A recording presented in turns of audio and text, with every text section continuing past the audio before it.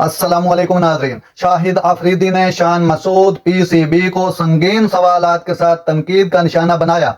ये टेस्ट तारीख में बांग्लादेश से पाकिस्तान की पहली शिकस्त थी, जहां वो 14 बार एक दूसरे का सामना कर चुके हैं और उसने 2 टेस्ट की सीरीज में 1-0 की बढ़तरी हासिल कर ली।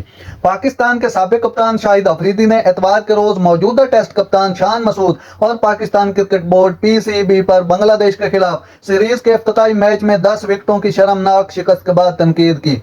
यह तारीख में बांग्लादेश से पाकिस्तान की पहली शिकस्त थी, जहां वो 14 बार एक दूसरे का सामना कर चुके हैं। अफरीदी ने संगीन सवालात उठाते हुए रावलपिंडी क्रिकेट स्टेडियम की पिच की तैयारी पर पीसीबी को तनकीद का निशाना बनाया और टेस्ट मैच के लिए 4 फास्ट बॉलर, 1 भी स्पेशलिस्ट स्पिनर नाम मुंतखब करने पर मसूद और टीम इंतजामिया को निशाना बनाया।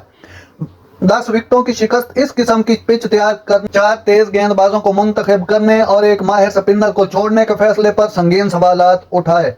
मेरे नजदीक ये घर के हालात के बारे में बेदारी की कमी को जाहिर करता है, उन्होंने ट्वीट किया। नाज़रीन, ऐसी बर वक्त खबरें सुनने के लिए मेरे चैनल को सब्सक्राइब कर लें। अल्लाह हाफिज।